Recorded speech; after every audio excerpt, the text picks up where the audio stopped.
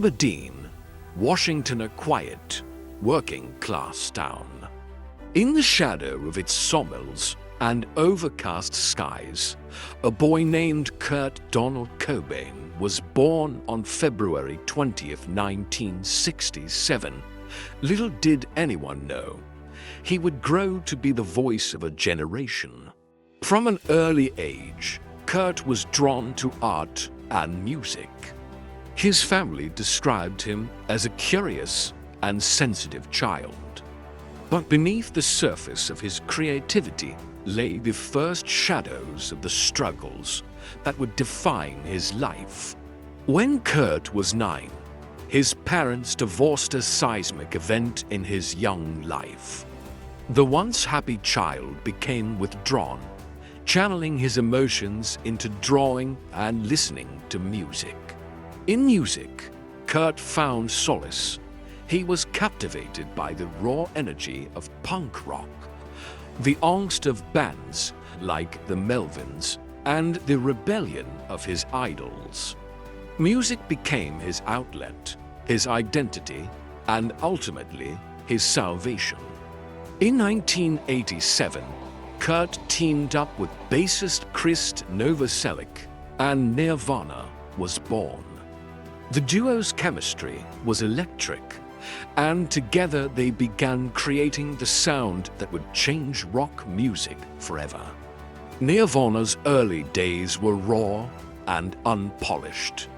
With drummer Chad Channing joining the lineup, the band released their debut album, Beach, in 1989 under Sub Pop Records. While it garnered a modest following, it hinted at the storm that was coming. Nirvana's sound evolved. With Dave Grohl on drums and a new record deal with DGC Records, they recorded Nevermind. Fueled by anthems like Smells Like Teen Spirit, the album exploded into the mainstream, catapulting Nirvana and Kurt Cobain to worldwide fame. Kurt's lyrics, a blend of rage, vulnerability, and cryptic poetry, struck a chord with a generation disillusioned by materialism and societal expectations. Nirvana wasn't just a band, they were a cultural movement. But fame came at a price.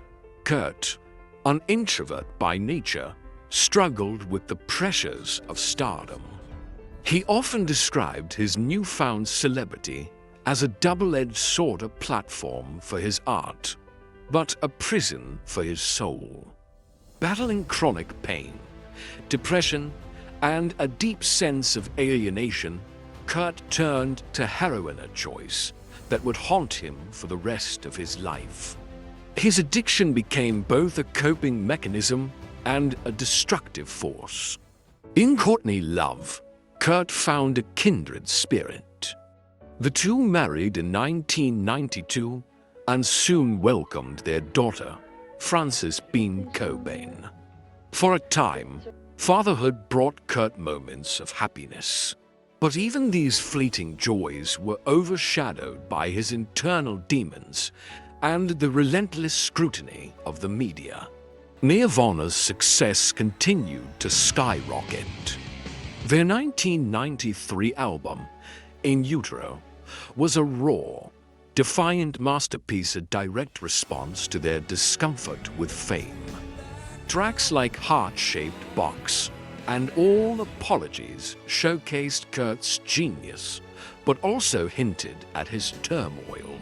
The pressures of touring, combined with his addiction and mental health struggles, took a toll on the band. Kurt often clashed with his bandmates and management, yearning for peace amid the chaos. In March 1994, Kurt's struggles reached a breaking point. After an overdose in Rome, he returned to Seattle, withdrawing further from those around him. Despite interventions and pleas from friends and family, Kurt's sense of despair deepened. On April 5, 1994, At just 27 years old, Kurt Cobain took his own life. The world mourned the loss of a singular talent. For millions, Kurt Cobain's death was a tragic reminder of the fragility of the human spirit. Though his life was cut short, Kurt Cobain's legacy endures. His music continues to inspire new generations, a testament to his artistry and authenticity.